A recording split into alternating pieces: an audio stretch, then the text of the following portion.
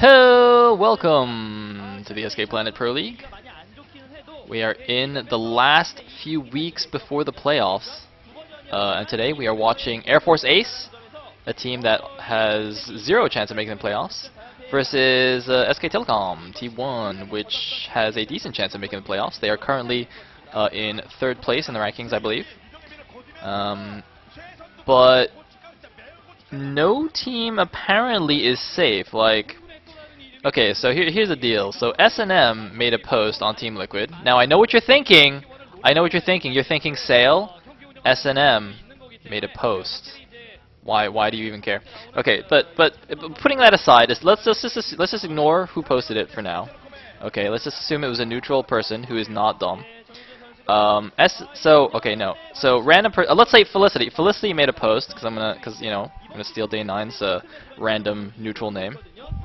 Felicity made a post that was like an analysis of all the rankings and like which team needs like what conditions to make the playoffs. And apparently like even Khan, who is #1 with a good record, is not guaranteed to make the playoffs even. Like it's not even that they're not guaranteed to be, top 2 or top 3. It's that they can actually not make the playoffs, which kind of blows my mind. And just shows you like how tight this season really is. So yeah, we're gonna have exciting matches right down to the end here. Anyway, having gone off on that tangent, I didn't talk about the players. I didn't miss their records. It doesn't really matter. It's gonna be Great versus Sun, a ZVP on Neo Chain Reaction. I'm kind of glad Great didn't get a ZVZ. I don't know if it's just like my selective memory, but I feel like he's gotten an inordinate number of ZVZs, which is not really his best matchup at all. Anyway, I think Sun was slightly below 50%. I think so. Anyway, so looks like we're gonna have a 4 Trask expand, and I'm just hoping we get to see good games. Even though Air Force Ace is eliminated, I'm sure they're going to be playing for pride and honor here, being from the military, being Asian and all that. Gotta play for your honor.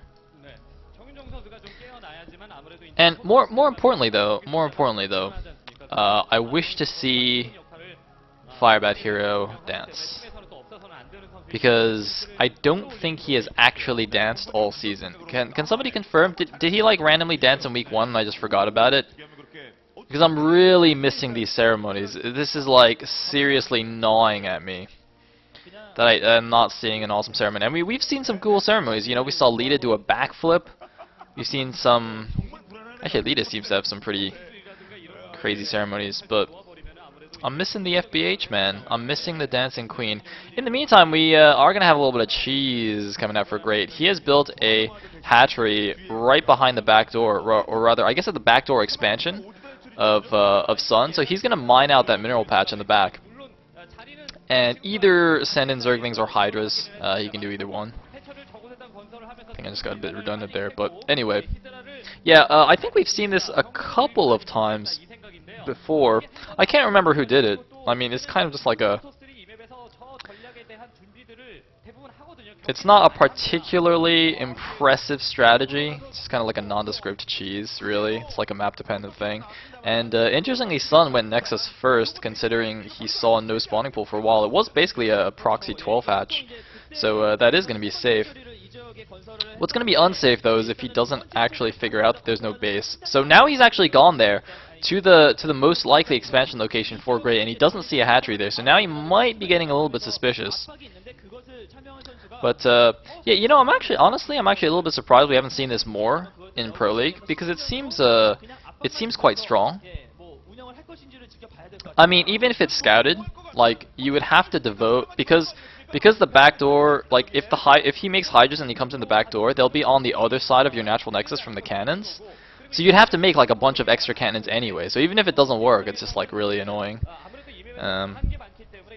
Anyway, Sun is looking all over for this hatchery. He just cannot find it. He actually checked both north expansions first. We actually have seen a variation of the Hydra Bust where the Zerg took the Protoss's 3rd or 4th, I can't remember which, and just had like a closer hatchery to rally Hydras from. There is Bisu, who recently defeated, spoiler alert, Jangbi in a very cool PvP on Electric Circuit. I don't remember if Great played in their last match. Great play? I don't remember. Anyway, it looks like Probe gonna come down here and see this hatchery. So he's gonna know what's up. Great actually hasn't started mining out that back mineral patch yet, has he? And it is in fact going to be Hydra, so it's going to be 3-hatch Hydra with mining out the back. We've seen all kinds of 3-hatch Hydra in ZVP. I think I've been saying this like every single ZVP nowadays, because we're actually seeing it every single ZVP almost. So yeah, let's see if this works out for Great here. First Zilla's out, it's going to get warded away by these 4 Zerglings. Those will be enough to defeat that Zilla. And Sun seems surprisingly calm. Very interesting, actually. Great's built another hatchery, even close to the minerals. Is that really necessary though? Like, okay, so initially I thought the point of that hatchery was so that he could mine the minerals out with a shorter return path, but that actually doesn't really make sense because, as you can see, he's actually going to mine that out before the hatchery even finishes. So presumably that's just to make like double the Hydras from that back door. So this is actually like a 4-hatch Hydra. But oh man, this is really interesting. I don't think Sun would be predicting this. I certainly don't think I've ever seen anything quite like this. But the thing is, obviously this is delaying his Hydra attack by quite a while. I mean, yeah, he's actually just been droning up pretty nicely. Like, his economy is not bad at all. And now the Hydra's going in the back. There is one cannon in position to stop this. The second one just finishing now. I think if range finishes, he can actually just like range the bottommost mineral patch at the natural and just cause Sun some annoyance there.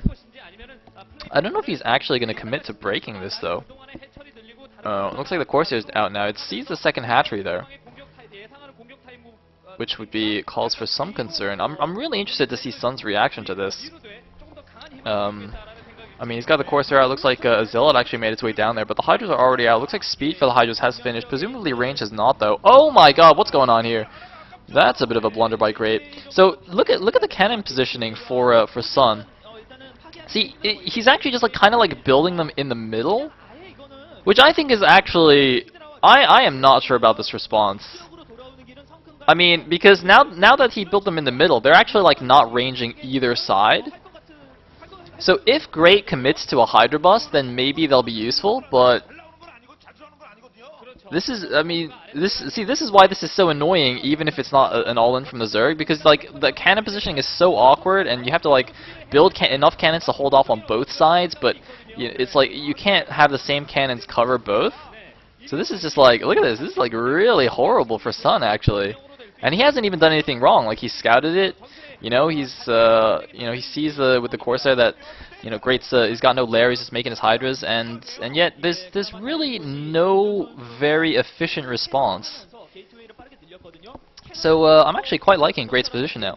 If you look at the supply, it's about, oh, it's dead even really. And yeah, now Great's just gonna pick up some more things here behind the natural. He's gonna grab that pylon for free. I really think he can actually range the bottom patch out with his Hydras while being out of range of the cannons. I'm not 100% sure about that, but I'm pretty sure if he positions his Hydras just right. Yeah, exactly like that. You see, he can pick off those probes that go down to the bottom patch. So Sun's gonna have to keep pulling the probes towards the top, and he's gonna lose a lot of mining efficiency. Meanwhile, though, he's doing a nice counterattack with these Corsairs. Of course, without a lair, Great's not gonna have Overlord speed, so he's gonna have to leave a few Hydras at home to defend his Overlords. But overall, I don't think that's a huge deal. And he's just going to take another expansion, actually, going up to the 4th base. Now, this concerns me a little bit. We have seen Zergs kind of get themselves into good positions and then just get a little bit too greedy like that and kind of fall apart when the Protoss breaks out. So, you know, I hope Great manages things correctly and does not kind of die to some kind of huge two base attack from Sun. Not that I'm cheering against SKT or anything. I just would be unfortunate to see him lose because of a silly mistake. Anyway, there's a Robo at the front there. And interestingly, those cannons are kind of walling Sun into his base. If he ends up making any Dragoons or Archons, they're going to be stuck. He's going to have to kill a cannon to get out. Which is not the biggest deal in the world, but it's a little bit annoying.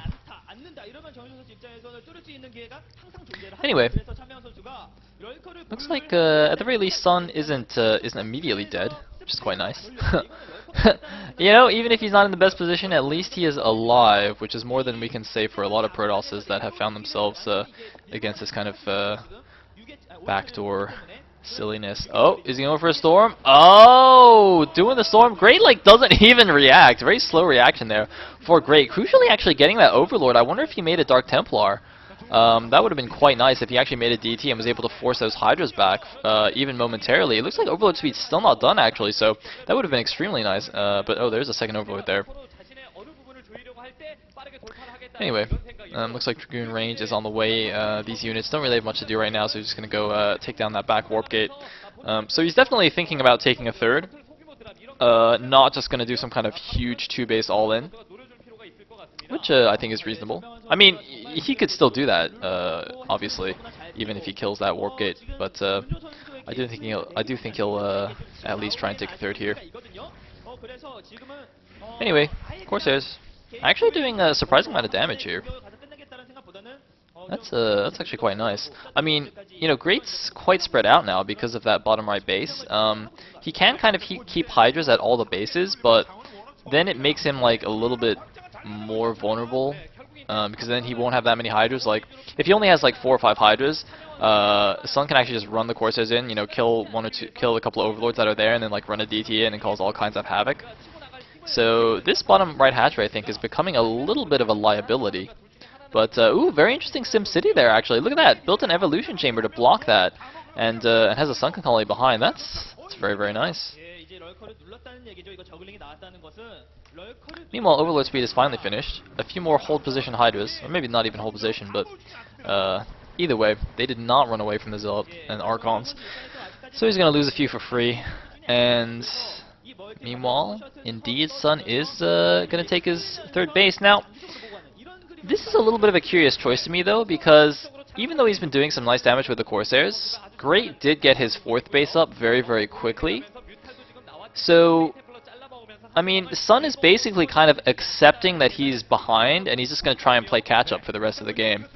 Which works if you feel like you're a superior player to your opponent, which, I mean, presumably Sun does, because I would definitely rate him as a stronger player than Great, but I don't know, it's just kind of a nicky position, and ooh, interesting, I believe an Observer was sniped there, although I didn't see an Overlord around, so I don't actually know how that happened, but I'm pretty sure an Observer just died there.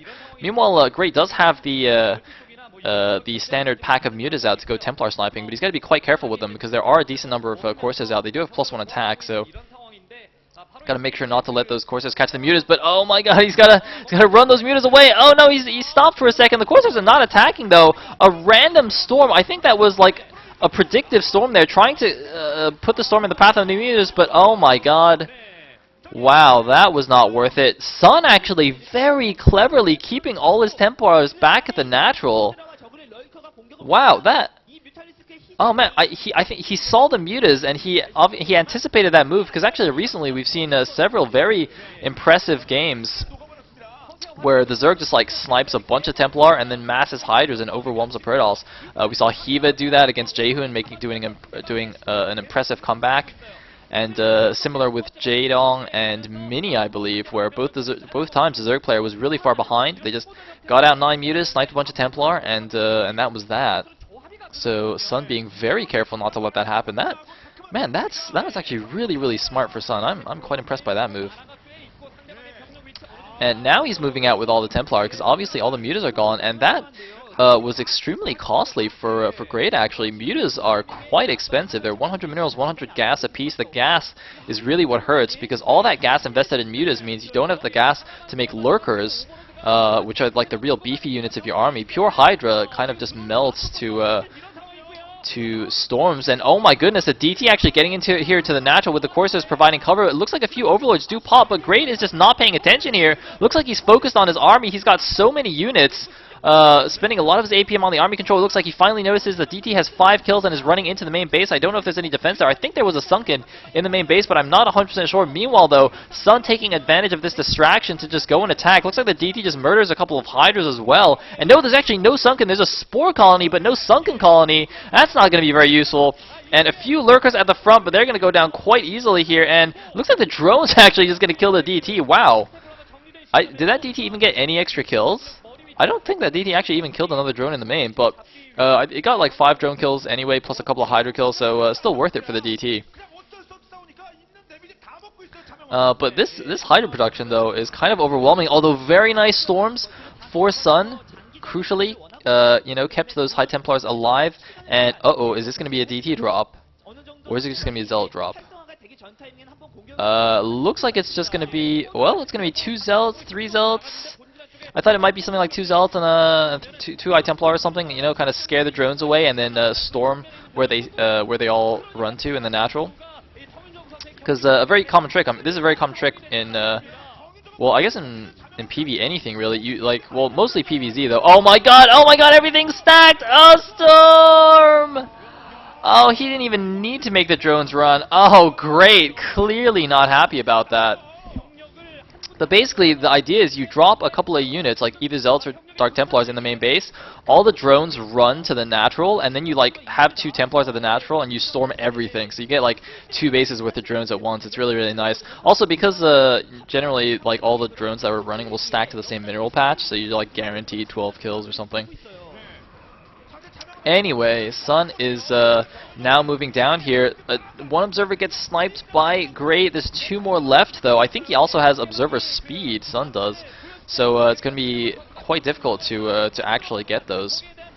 And, well, it looks like actually the Lurkers, though, on the other side of this bridge doing a decent job. He did kind of like a mini flank attack from the bottom right as well. Remember that he does have 2 hatcheries at the bottom right. And actually, it looks like Great might have enough here. It's going to come down to maybe the last couple of Storms. A few Zealots coming in for Sun. Looks like he made a rout of High Templar. So actually, he's not really going to be able to reinforce the army very well. That's a very interesting choice right there. I mean, you see players like Best who, you know, when they go for this kind of attack, they just spam Zealots from all their gateways, because of course Zealot is the ideal reinforcing unit. It's the shortest build time, and also they run extremely fast, so you can just, you know, send them all to the battlefield very quickly before the actual engagement is over. But in this case, Sun just made a round of High Templars, which means that he's not going to be able to press the attack. Well, it looks like he's going for it anyway, but it's going to be difficult for him to press the attack. However, you know, with all those High Templars, his army is just getting super, super strong here. And it looks like, oh man, nice Storms. This is a really difficult position for Zerg to engage. As you can see, it's not a very wide area. And oh my god, here come all the High Templars. Great is hanging on by a thread, but I think he's going to get taken down here. That's just a little bit too much stuff. Man, that is like 7 High Templars. I think it's a little bit of overkill, but I generally think you don't need more than 5 or 6 Templars in an army, especially if you have the energy upgrade. I mean, if you think about it, you know, at 2 Storms apiece, you know, 5 Templars will give you 10 Storms. When are you actually going to need more than 10 Storms? Oh my god, a 19 kill High Templar. That's pretty impressive. And now Sun is rolling into the natural here. Very well played by him, I gotta say. You know, he started off the game in a not so great position. You know, he didn't try to do any kind of crazy huge attack. He just was like, all right, I'll play it, you know, calmly and carefully and play from behind. But definitely outplayed Great here, especially with that nice High Templar save. So now Great is going to get taken out, and probably not GG until he has single-digit supply. But he's dead. He's dead. Looks like, oh man, Sun, that is not very nice. That's like kicking a man while he's down. Seriously, dude, Great is dead. There is no need. There's no need for such things. Anyway, looks like Adrenal Glands is actually finished for the Zerglings, which makes them pretty good. But Storm, well, I guess, you know, it doesn't matter if you have Adrenal Glands, you still die to Storm. Looks like a few random Zealots going down to the south side bases. Interestingly, Great actually just had no static defense at either of his 530 or 630 expansions. He was relying more on map control with a big Hydra Lurker army, which obviously did not pan out. That's kind of random. One base had like 4 Zealots attack it. I was like, okay, that makes sense. The other base has 2 High Templar run up to it. That makes somewhat less sense. But either way, Sun now has his 4 bases, or I guess his 4th base. His main's probably mined out. And he's at 122 supply against 40 supply. It looks like Great might be able to clean up the units in the main, but he's lost like all of his tech. And there's a bunch of Archons about to come barreling down on his expansions. And no, actually he isn't able to clean this up. GG from Great. Sun taking game number 1. Not looking particularly pleased. I think he should be happy with himself. I think he played that quite well, actually. Great, clearly not happy with himself. Honestly, I really think, like, besides that, you know, losing all those muta for nothing, I don't think he made any glaring mistakes. You know, had a bit of trouble with the multitask there, taking a lot of damage from the DT and the storm drops, but definitely some solid play from Sun. So SKT will go up 1-0 over Ace, and we will go on to set number 2.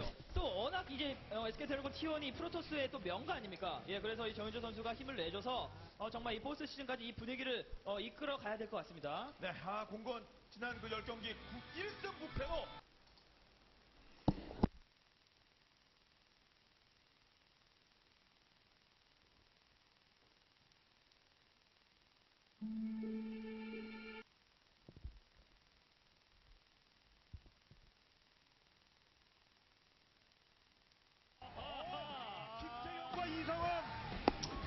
Oh my goodness. Ladies and gentlemen,